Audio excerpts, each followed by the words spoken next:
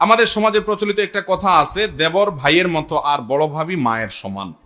এই জন্য বর্তমানে অনেকে বাইরে পর্দা করলেও দেবরের সামনে পর্দা করে না। দেবরের ব্যাপারে প্রিয় নবী সাল্লাল্লাহু আলাইহি সাল্লাম কি বলে গেছেন? ভাইরা আমার, দেবর সম্পর্কে নবীজি সাল্লাল্লাহু আলাইহি সাল্লাম বলেছেন, আল হামবু আল মউত, মহিলাদের জন্য দেবর হলো মৃত্যুর মতো, পুরুষদের জন্য শালিকা হলো মৃত্যুর মতো। আমাদের সমাজে ইয়ারকি ফাইজলামতি বাবি দেবরের সাথে করে আর দুলাভাই শালির সাথে করে। আর নবীজি সাল্লাল্লাহু আলাইহি সাল্লাম এই দুইটাকে মৃত্যু থেকে যেরকম পালায় মানুষ, সেরকম পালাইতে বলছেন, কারণ এখানে ফিতনার ভয় থাকে বেশি। অতএব যারা বলে দেবর হলো ভাইয়ের মতো, তাদেরকে বলতে হবে, তোমার স্বামী মারা গেলে দেবরের সাথে বিয়ে জায়েজ আছে, তোমার ভাইয়ের সাথে কি বিয়ে জায়েজ আছে? তাহলে দেবর ভাইয়ের মতো কেমনে হলো? এটা ভণ্ডামি কথা। যারা বলে ভাবি হলো মায়ের মতন, তাদেরকে বলতে হবে মায়ের সাথে বিয়ে তো জায়েজ নাই, হারাম, কিন্তু তোমার ভাই মরে গেলে এই ভাবিরই তুমি বিয়ে করা জায়েজ আছে। তাহলে বোঝা গেল এ কখনো মায়ের মতন না, এটা ভাবি, এটা অন্য 10টা মহিলার মতো।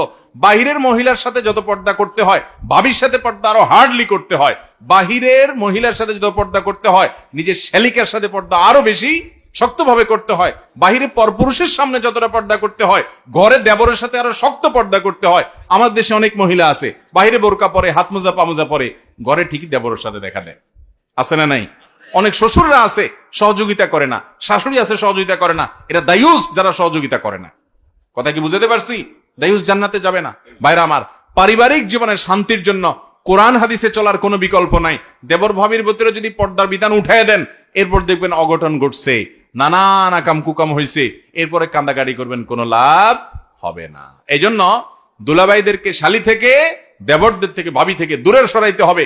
এটা শয়তানে শিখাইছে যে ভাবি মায়ের মতন, দেবর ভাইয়ের মতন।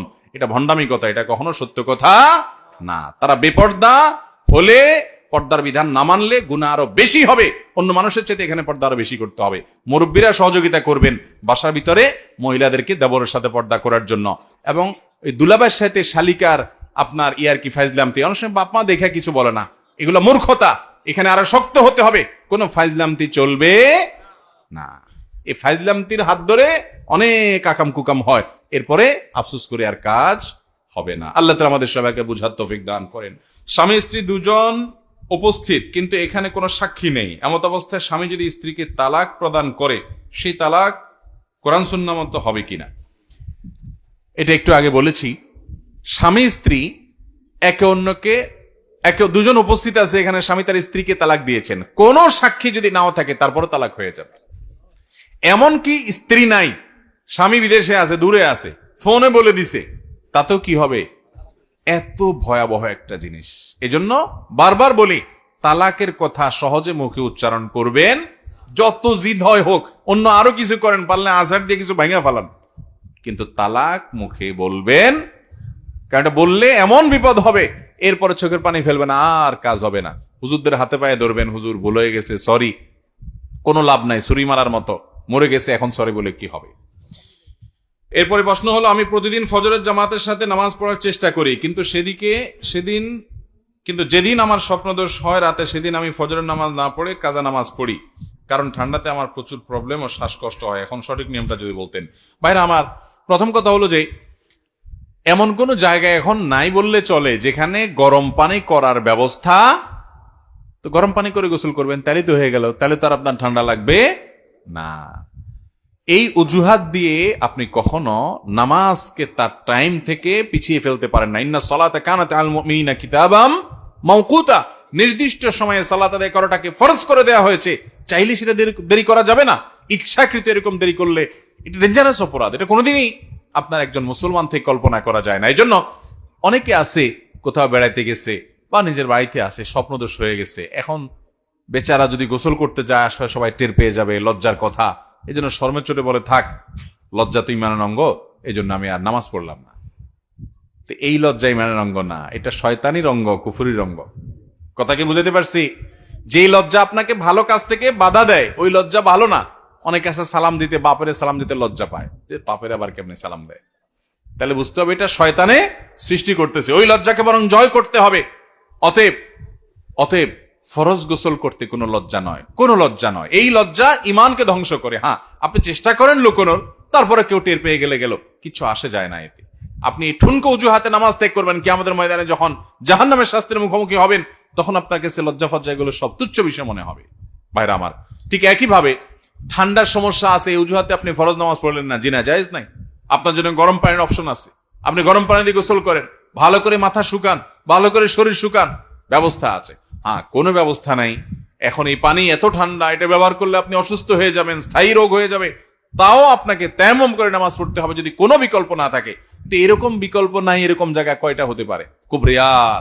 পাহাড়ে গিয়ে ফেসে গেছেন, কোনো জায়গায় চলে গেছেন, কিচ্ছু নাই সেখানে, ভয়ঙ্কর ঠান্ডা পানি, আর গোসল করলে আপনি ঠান্ডার রোগ আছে, অ্যালার্জির রোগ আছে ভয়ঙ্কর, তাহলে সেক্ষেত্রে আপনি তায়াম্মুম করতে পারবেন। কিন্তু গরম পানির অপশন থাকতে, তায়াম্মুমের অপশন থাকতে, আরো বিভিন্ন অপশন থাকতে আপনি নামাজ পিছাতে পারবেন। মুসলমানের জন্য নামাজটা হলো নিঃশ্বাস নেওয়ার মতো, যে নিঃশ্বাস নেওয়া ছাড়া আমি বাঁচবো না, নামাজ ছাড়া মুসলমান বাঁচবে না, তার ইমান টিকবে না, এরকম একটা বিষয়। নামাজের ক্ষেত্রে কোনো ছাড় ইসলামে, সব কাজে কম বেশি ছাড় আছে, তো নামাজে কোনো ছাড় নাই। খুব ডেঞ্জারাস একটা, খুব আপনার সবচেয়ে ইম্পর্টেন্ট একটা বিষয়। আল্লাহ আমাদেরকে বুঝার তৌফিক দান করুন। এরপরে প্রশ্ন হলো, ইচ্ছা করে আত্মীয়তার ছিন্নকারী কিরকম শাস্তি হবে? যদি কেউ ইচ্ছাকৃতভাবে আত্মীয়তার সম্পর্ক ছিন্ন করে, তাহলে সেক্ষেত্রে সে কবিরা গুনায় লিপ্ত, আর কবিরা গুনায় লিপ্ত হলে তার শাস্তি হলো জাহান্নাম, সাধারণ কোনো শাস্তি নয়। আত্মীয়তার সম্পর্ক ছিন্ন করা ছোট কোনো গুনাহ না, ছোট কোনো পাপ না ভাই, বড় পাপ, বড় পাপ, বড় অপরাধ। রক্ত সম্পর্কীয় আত্মীয়, ভাই বোনের মধ্যে সারাদিন লেগে থাকে, ঠিক না বেঠিক? সংসার একটু ভারী হইলে হাজারটা সমস্যা হতে পারে, হয় আমার ভাইয়ের ভিতরে সমস্যা আছে বুঝলাম, তারপরও দিন শেষে আমার ভাই। আমার বোনের মধ্যে সমস্যা আছে, বদখাসলত আছে, অনেক দোষ আছে বুঝলাম, কিন্তু তারপরও সে আমার বোন। আমাদের দুজনের রক্ত এক, আল্লাহ ফরজ করে দিয়েছেন আনতাসিলুল আরহাম, রক্ত সম্পর্কীয় মানুষগুলোর সাথে সম্পর্ক তোমার জোড়া দিয়ে রাখতে হবে, এটা ফরজ, মনে না চাইলেও করতে হবে। আর কিছু না পারেন খোঁজ খবর নেন, দেখা হইলে সালাম দেন, মনে দুঃখ পরাণে থাক, কিন্তু তারপরও যোগাযোগ রাখতে হবে, কোনোভাবে সম্পর্ক ছিন্ন করা যাবে না। হ্যাঁ, রাগ করতে পারেন, রাগের চলে 3 দিন কথা বললেন না, এতটুকু অধিকার আছে, কিন্তু 3 দিনের পরে মন থেকে কথা বলতে মন চায় না, তারপরও একটু হাসেন, তারপরে একটু কথা বলেন আল্লাহকে খুশি করার জন্য, মনে থাকবে তো ইনশাআল্লাহ। মানুষ একসাথে চলতে গেলে পৃথিবীতে টুনটান বাঁধবে না, বাঁধবে না। সব কি বেটে বলে হবে? আপনার সব ভাই বোন একরকম হবে না।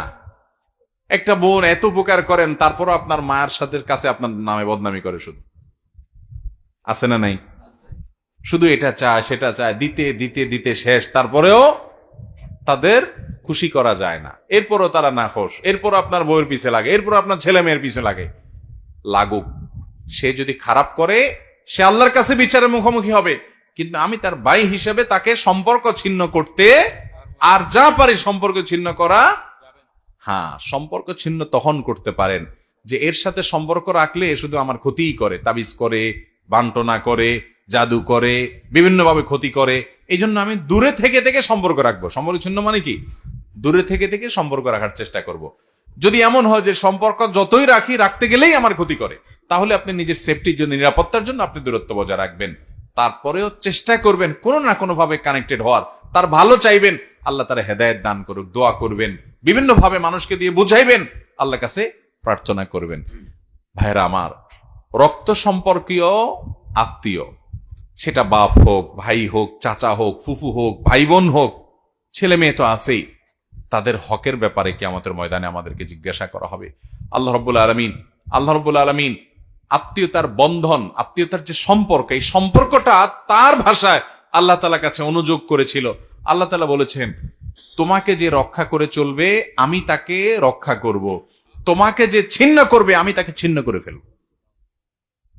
অনেক মানুষ আছে নামাজ কালাম পড়ে, দিনদার, সব ঠিক আছে, কিন্তু রক্ত সম্পর্কীয় আত্মীয়দের সাথে সম্পর্ক তো নাই, বরং দুনিয়ার সবচেয়ে বেশি শত্রুতা এদের সাথেই।